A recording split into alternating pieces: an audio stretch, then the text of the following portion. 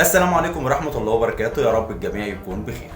النهاردة معانا ومعاكم قصة مختلفة عن كل القصص اللي حكيناها قبل كده. النهاردة هقدم لكم الأب الحقيقي لكتابة التاريخ المصري. اوعى حد يقول لي هيرودوت، لا، أحب أقول لكم النهاردة هكشف لكم وازح لكم الستار عن الأب الحقيقي لكتابة التاريخ المصري الفرعوني. يعتبر هو أول من قسم الأسرة الفرعونية ل 30 أسرة. متشوقين تعرفوا مين؟ النهارده هنتكلم عن مانيتون السمنودي. لو حضرتك مهتم تسمع الحدوته اوعى تروح في اي حته، نطلع للفاصل نرجع لكم تاني.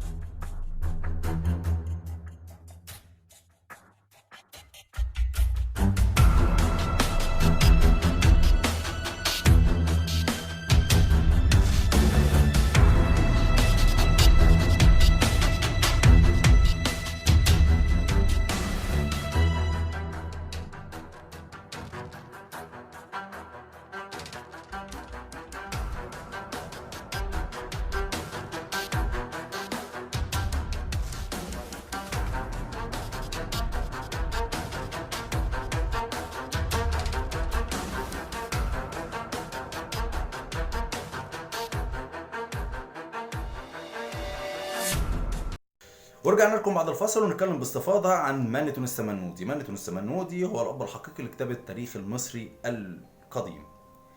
كان كاهنا ومؤرخا مصريا من سمنود اللي هي محافظه الغربيه الان.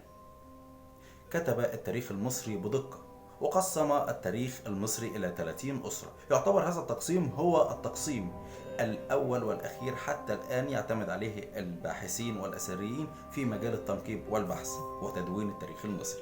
مش كده وبس، وثق التاريخ المصري منذ توحيدها على الملك مينا موحد القطرين وحتى بداية عصر البطالمة وبعد غزو الإسكندر الأكبر لمصر في أوائل القرن الرابع قبل الميلاد. عاش مانيتون السمنودي أثناء الدولة البطلمية في أوائل القرن الثالث قبل الميلاد، بالتحديد أثناء حكم الملك بطليموس الثاني حوالي 280 قبل الميلاد. كلفه الملك بطليموس الثاني بكتابة التاريخ المصري لأنه كان شديد الثقافة والاطلاع ويجيد القراءة والكتابة بعدة لغات مصرية قديمة، منها الهيروغليفية والديموطيقية والهيراتيقية وكمان اليونانية، ويقال أنه كان يجيد اللغة العبرانية قراءة وكتابة، وبالتالي لم يجد صعوبة في فهم النصوص الموجودة في البرديات وعلى جدران المعابد المصرية، وقدر أنه يوثق كل حاجة شافها. وانكب مانيتون على العمل مستعينا بالنصوص الموجودة على جدران المعابد وأيضا بالبرديات الموجودة في مخازن تلك المعابد، وأيضا كل الكتابات وكل ما هو موجود من حضارات سابقة حفظت بداخل هذه المعابد التي كانت تضمها دور حفظ الوثائق بالمعابد، واستعان بكل ما وجده أمامه من كتابات أو وثائق أو برديات كانت موجودة أو خلفتها أي حضارة من الأسر السابقة.